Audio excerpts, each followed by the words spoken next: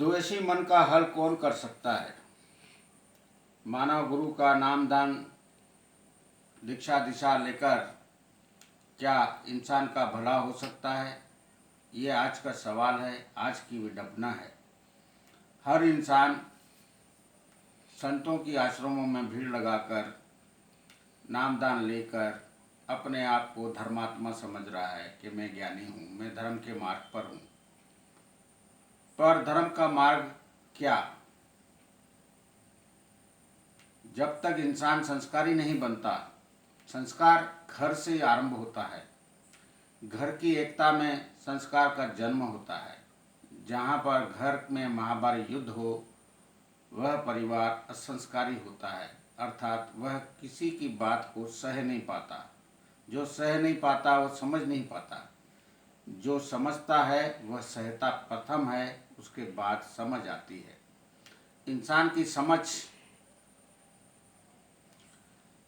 तोड़ में है, जोड़ में नहीं, अर्थात मुंह मोड़ने में है पर समझने में नहीं। जो इंसान समझना ही नहीं चाहता, वह इंसान कभी भी रिश्तों को जोड़ नहीं सकता।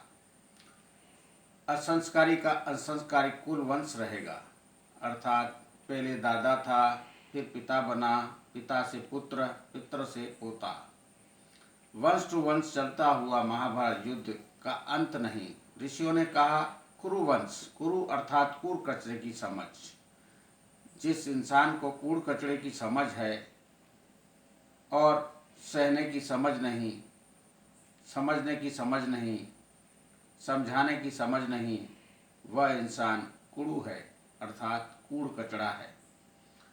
कूड़ कचरे को हम कूड़दान में डालते हैं। ऋषि कहते हैं जो कूड़ कचरे को समझता है तो अपने शरीर से निकालकर होलिका में दहन करता है। और रावण का दहन होता है, अर्थात अहंकार का दहन होता है। जो इंसान काम क्रोध लोभ मोह अहंकार से जन्मा हर इंसान है। इंसान की समझ काम क्रोध लोभ मोह में अंधा होता है। काम क्रोध लोभ को ही ज्ञान कराना होता है। जब इंसान अपने अहंकार अंध के नशे में जीता है, वह इंसान रावण की भांति है। जो इंसान ज्ञान के मार्ग पर होता है, संस्कारी होता है, उसमें थोड़ी सी कचड़ा भरा हुआ है, तो वह होलिका में दहन करता है। एक राहु काल में आता है, एक केतु काल में आता है। राहु अर्थात पिता, केतु अर्थात माता। माता से मिला हुआ अज्ञान या पिता से मिला हुआ अज्ञान कूड़ कचड़ा होता है, उसको निकाल कर कूड़ कचड़े में डालना चाहिए। और वंश को सुधार में सहना पड़ेगा, समझना पड़ेगा, समझाना पड़ेगा। जब तक समझेंगे नहीं तो समझा नहीं सकते। आज इंसान समझना ही नहीं चाहता। हर एक इंसान अपने आप को राइट कर कर बैठा है। जब इंसान राइट कर कर बैठा है, अपने अहंकार के नशे में अकेला जी रहा है, किसी न किसी मोड़ पर वो पछताता जरूर है। जब आन पड़ी तब पछतावा हुआ, उसके बाद भी समझ नहीं आई। इतना ढीठ अहंकारी मन को समझाता कौन? समझाता कौन, समझता कौन? समझता है जिसको पड़ी है, जिसको पड़ी नहीं है वो समझता नहीं है। आज रिश्तों की किसी को नहीं पड़ी।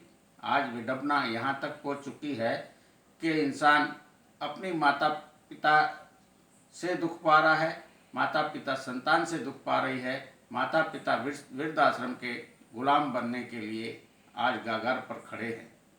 आज पति पत्नी भी आपस में लड़ झगड़ रहे हैं, किसी को किसी की नहीं पड़ी तो आज तलाक हो रहे हैं। तलाक शब्द ही हमारी सनातन धर्म का शब्द ही नहीं है। सनातन धर्म में कभी तलाक नहीं होता। तलाक जाहिल और गंवारों का शब्द है। जाहिल और गंवार कभी भी आपस में एक नहीं रह सकते। और संस्कारी व्यक्ति विवाह करते हैं, एक पत्नी एक पति में जीवन बसर करते हैं। कहते हैं माता के घर से, माँ के घर से जब पति लड़की निकलती है तब वो मर जाती है। माँ के लिए वह